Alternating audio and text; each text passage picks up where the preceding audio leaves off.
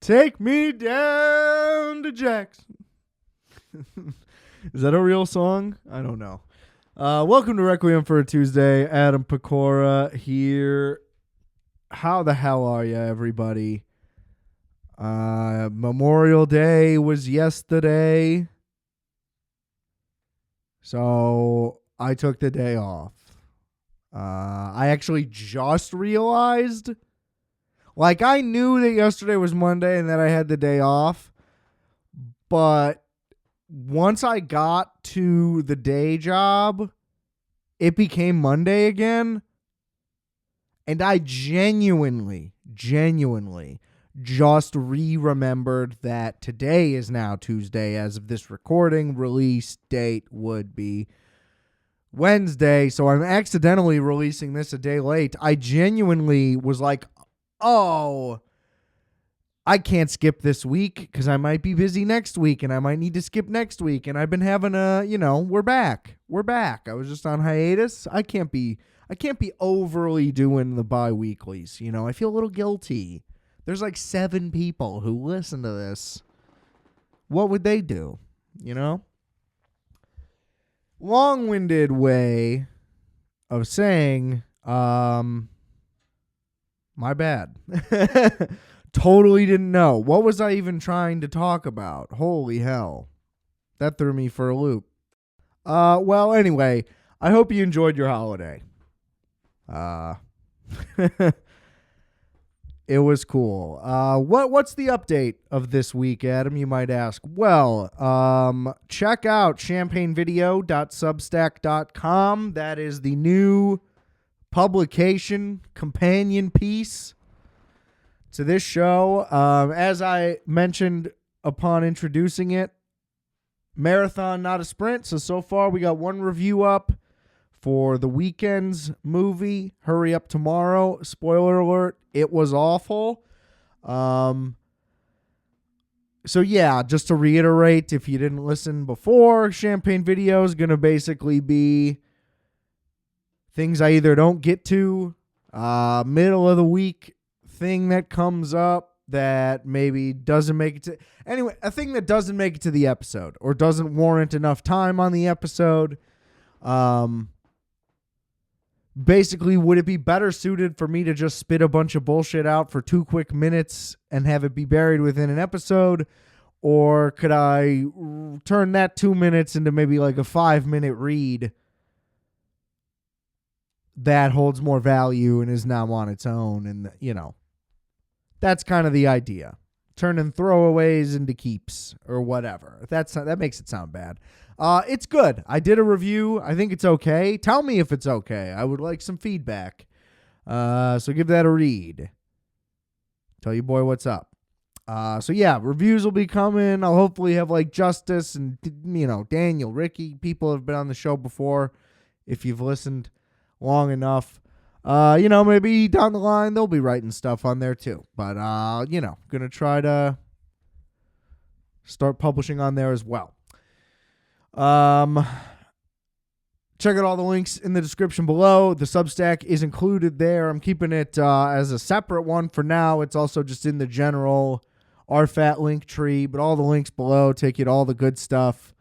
Merch, music, Substack, Instagram, you name it, it's there.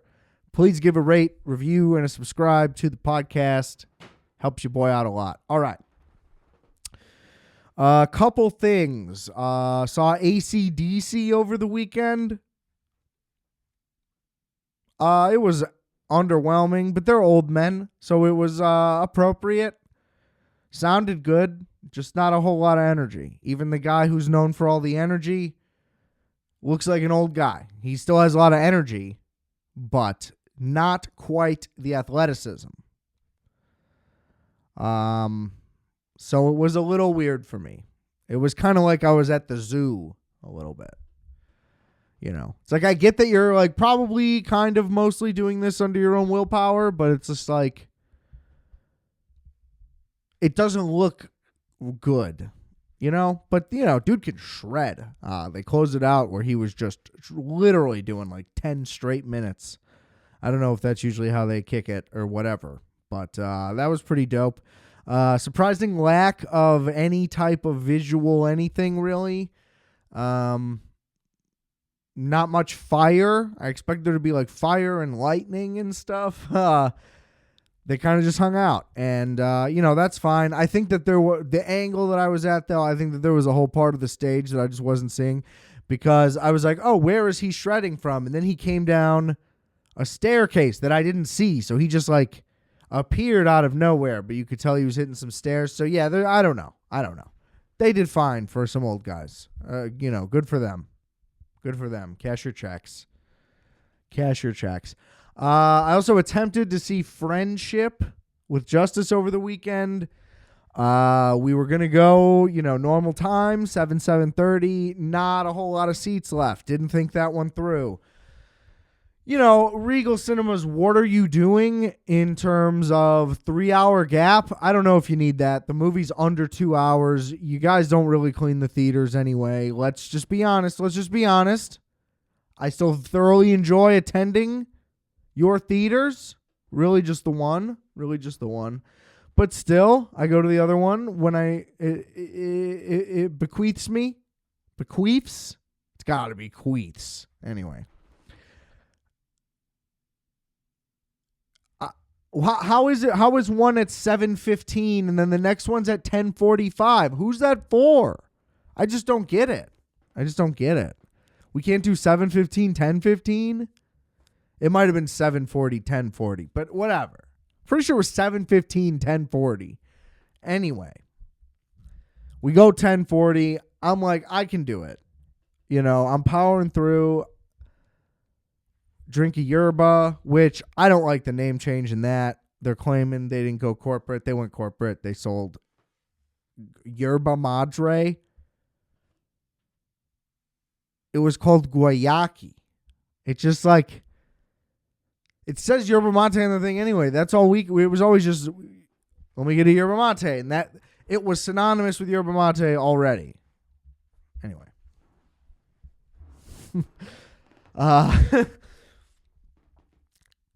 I didn't make it. Long story short. Especially, it's actually 25 to 35 minutes before the movie actually goes on. So the thing doesn't start till 11:05, 11:10 at best. I made it like 30 minutes. I felt myself. I was fighting it so hard, but I felt myself dozing off. I think in total I maybe saw 20 minutes. Like 15 up front, 5 at the end. Completely missed the middle. My quick opinion was that there was some good little laughs in there, but I was getting the vibe that overall it was going to be much more subtle. It was going to be all marketing. Much more subtle, way less like over the top and out there really at all than it was going to be. And I think in the end I would have been disappointed, but still found it at least entertaining and funny. That's how it seemed. It didn't seem like it was going to be these explosions of laughter. There didn't seem to be any similarities to I Love You, Man, other than just a guy wanting a friend and their Paul Rudd being in it. But like, it didn't seem like even a similar premise really at all. I like Tim Robinson. It did seem a little bit much like an I Think You Could Leave sketch drawn out, whereas like he wasn't really a personality at all. But again, I missed the whole middle chunk of the movie, so I don't really know. But it seems like if anything is going to be a thing he needs to work on is having his characters be people, if that makes sense. I haven't watched enough of Detroiters to know if that really happens there, although it doesn't seem like that's kind of the style of that show, period. It kind of seems like that's just, a single sketch episode type thing. I don't really know. Just saying, I bought into the hype a little bit too much. And all these people saying they cry. You got to think of who are the ones saying, this is the hardest I've laughed in a movie. It's like, well, that's not really a good thing because who are you? You know? Because there hasn't been the comedies, the ones that come out, get these rapturous reviews, and you watch them and they're all underwhelmed. And this is how it is. It's just a renaissance is coming. It just has to be. We're just not there yet. So I'll say that. So mainly now, it feels like we're officially at summer. What the fuck is there to watch? Because the Last of Us is over. The Rehearsal is over. The Last of Us season has been a disappointment. I don't know anyone that would disagree with that. And I think if your complaints are just simply of like weird political things because you're just angry, I don't buy that. So I'm not going there with that. I'm assuming at least that they're following the storyline of the game for any weird shit like that. And also like the super gay episode in this first season was one of the best episodes. And if you didn't have an issue then, I don't know why you would have an issue now other than to just have an issue. If you had an issue both times, then you're a dick, probably. If your issue the second time is just this isn't good as television, then I'm right there with you. Not that there weren't great moments. Were most of those moments involving Pedro Pascal? Probably yes. Where to even really begin? Okay, number one, I'm going to do the Abby thing now. She's a scrawny little white girl. Why are people afraid of her? Is she maybe like good at jujitsu or something? Like, sure, totally plausible. Listen, they clearly have like a rank system and she's the highest ranked, but like realistically, if people were that annoyed and threatened by her, somebody would just take her out. We're post-apocalypse here. Like, you don't really have to follow the rules. You know? She seems unbearable. And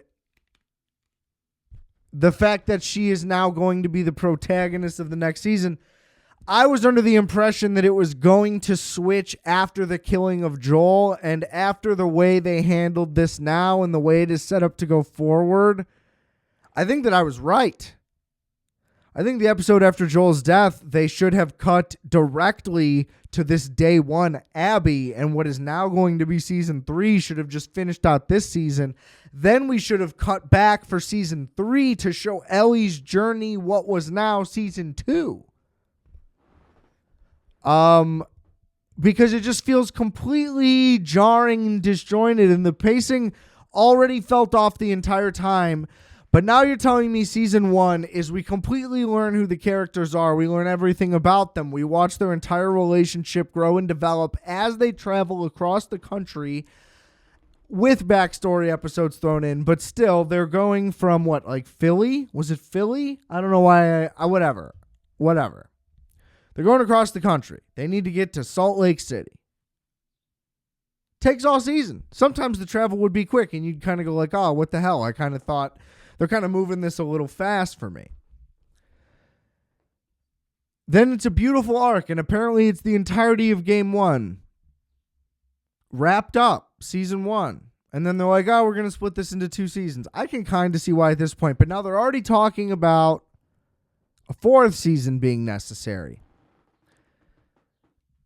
Even if the game is longer, like your pacing is just wild, because we went from one single journey to now they've arrived, he's dead, and we're going to Seattle, and then we're in Seattle immediately. They don't even do that as like a road trip Odyssey journey thing, which they had plenty of time to do.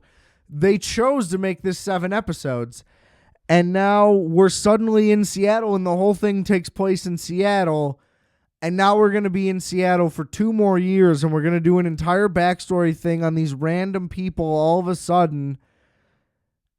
And that's going to take up a whole season just to get to the fourth season where we're going to actually continue the story you set up in the first place and got people invested in. If Joel's going to die, he's going to die. I understand. And that's the brave take of doing it early on. And even the brave move of misleading people into thinking kind of that you're not, because you're saying it's 2 seasons. I think keeping Pascal on would have been better at this point. Why rush to kill Joel to then stretch it out later? You should be stretching out the part with the character that everybody loves and is attached to make the death even more impactful. Because now Joel's dead and people don't like your show anymore. And not because he's dead, because you fumbled the bag afterward.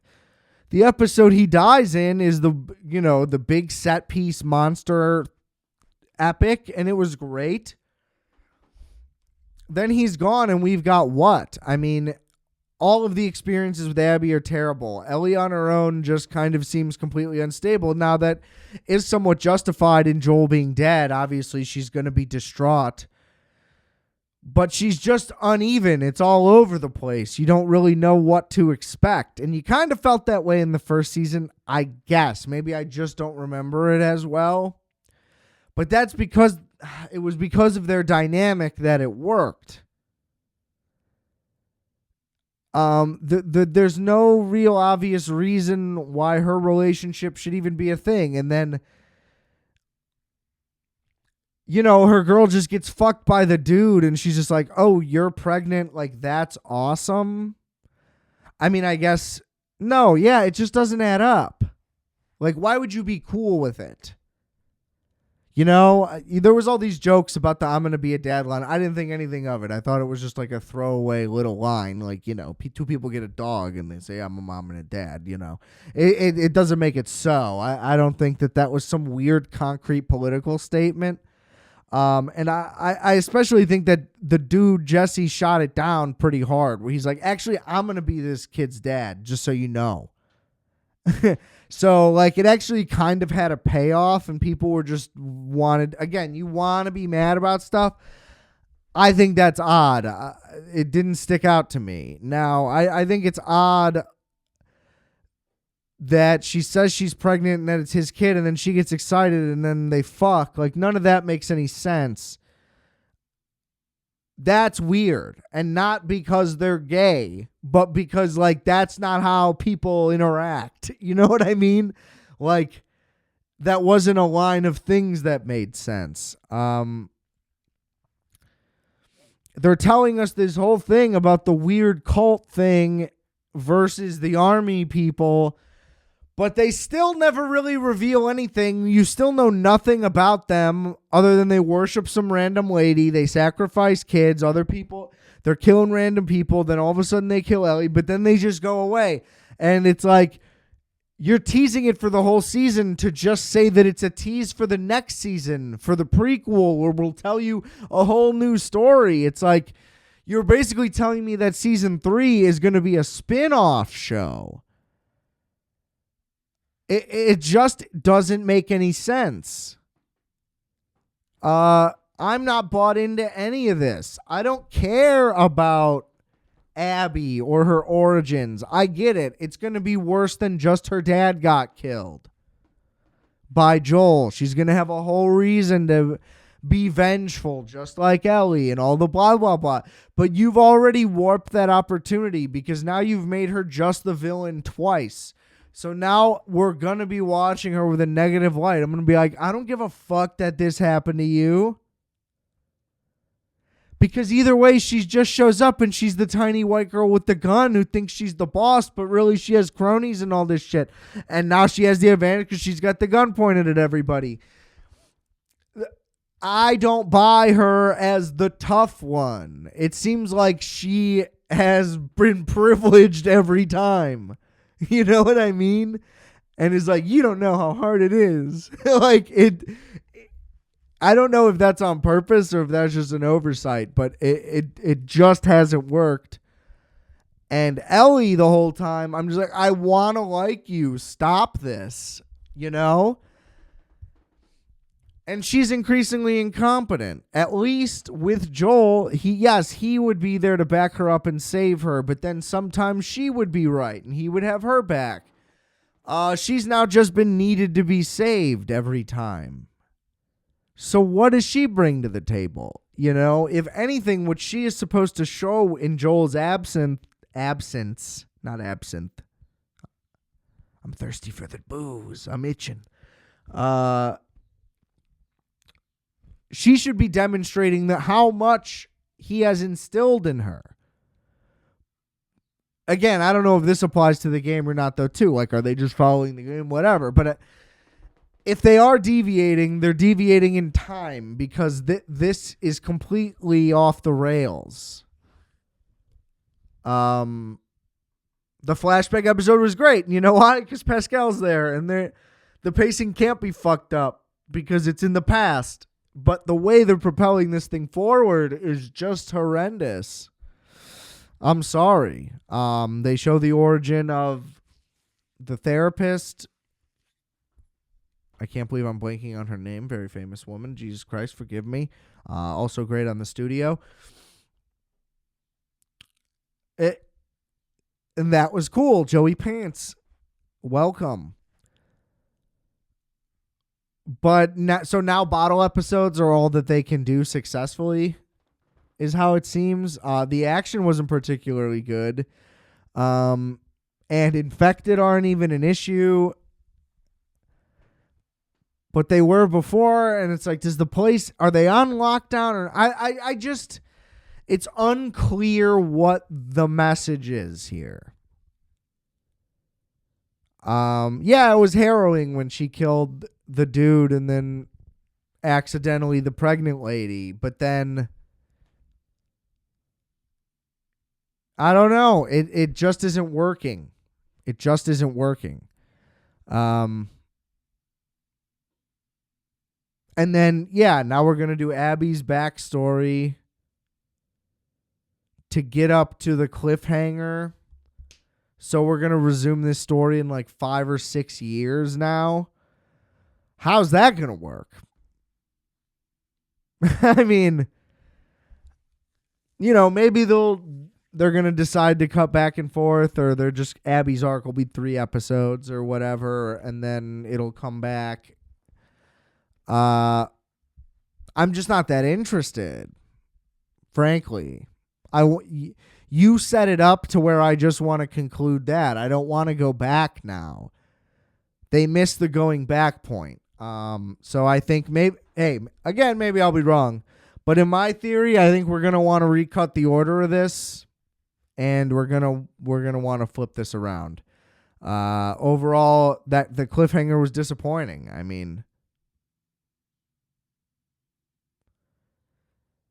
and after all this, like, she's begging in the end, like, even with the gun to her, and she just shot some. It's like, why would you toss your gun? Come out blazing. Now you want to save people? You literally just, I don't know. You literally just said, fuck the community to Jesse. You know, she's just completely uneven. So, it was disappointing.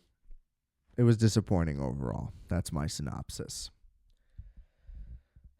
But then, the rehearsal was anything but.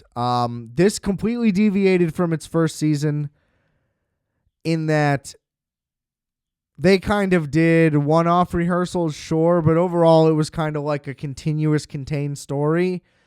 Whereas this explored on one continuous theme, but almost nothing continued. Like, there were people that were called back to, but really this was, every episode was its own topic, and it felt a lot more like an advancement of Nathan For You in the self-contained stories, but with the overarching theme. This felt more like a merger of the rehearsal and Nathan For You, whereas the rehearsal season 1 only felt like there were elements of Nathan For You. This had both elements of it, but also in nature, by being episodic, was more similar, if that makes sense, which I don't think it did. But that's okay. This is absolutely brilliant TV. You don't know what is real. You don't know what is acting at any point. As with the peak moments of Nathan For You, it completely distorts all reality. Is he a pilot? I don't know. Is the pilot in the show an actor? I don't know. Is the scene when the pilot, who may or may not be an actor, is now really flying a plane, is that still a rehearsal or simulation or fake in any way? I don't know. I love to think that I have discerned that, but sometimes it fakes you, sometimes it doesn't. But it still may be. And it's unbelievable that you could even conceive of some of these concepts on the surface level, let alone if you stop and think about it beyond that, like that, at any moment. The fact that he's like, people have autism are drawing attention to the show, so I'm going to go to the autism center, become an official autism representative so that they may write a letter for me to go to Congress so that I may weasel my way into a meeting about my theory about co-pilot's lack of communication being a hazard in aviation safety. I mean, it's brilliant, and I hear that. I think it's brilliant. I say it, and as I'm saying it, it's like, how could you conceive of something to this level? And other people go, that's the dumbest thing I've ever heard, and that's it, and just completely dismiss it. And I don't understand that at all. Maybe I'm autistic too. I don't know. But this shit, everything this guy does is fucking gold and was made for me. And he produced How To with John Wilson, and the same thing. That show was fucking brilliant and made for me. It's how does this shit fucking even happen? And I buy in when he says that the people are real, saying outrageous things, and maybe that's incredibly naive of me, but it sells it, and it makes for great fucking television. Either way. Maybe he is just the greatest casting guy of all time. I don't know. But that still makes it work. The fact that the things that are meant to be believable is a testament to itself. Now, he creates himself as the life of Sully Sullenberger and then comes to the conclusion that the 30 seconds of silence or whatever it was that he had in the cockpit before making a maneuver and saving everybody was that he theorized he was listening to the chorus of that Evanescence song. It's unbelievable, and it's genius, and I want it to be true. He's building full-scale models of airports and, cockpits, and then kind of just discarding them. See, that's the thing. In the first one, he kept going back to the house because that was the whole premise of the entire thing. In this one, he's like, we built a thing at the Houston airport, and we'll kind of use it sometimes throughout the episodes, maybe even for only 10 seconds at a time. And it's kind of just like, this one had a way broader scope and was more scattershot, I guess, and only had a thematic cohesion. And I do think the conclusion was ultimately left kind of unfulfilled, only in that he did nothing to... I mean, I feel like his point is probably correct, so that he did, but there was no, end goal other than...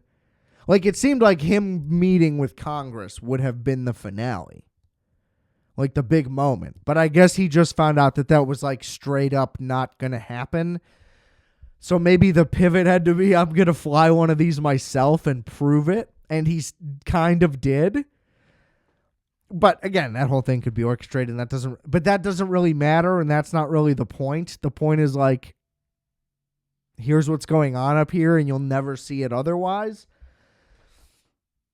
I thought that what he said kind of made sense almost right away. I was like, that totally adds up. And that's why I think when he talked to that aviation guy, he also thought the same thing. Anyway, watch the fucking Rehearsal. It's the fucking best. Did I spoil everything? Yes. But does that make any sense? No. So you need to fucking watch it if you haven't. I don't know why you're listening. Anyway. Need a little water. I love you, Nathan Fielder. Please continue to do things. Apparently, he's working on his first film. I'm sure it's going to be mind-bending and brilliant. I loved The Curse. I loved Nathan For You. He was great in The Disaster Artist, which I loved, which is about the room, which I love. Everything he touches is gold. I don't really know what that was quoting. All right, I'm going to get out of here. Quick one this week. I'll be back on actually Tuesday next time, which is either going to be Tuesday or the Tuesday after. Because I hinted at a potential, maybe not. Okay. Thanks for listening. Please rate, review, and subscribe. Check out all the links in the description below. And remember, I are fat. You are fat. We are fat. Calculator.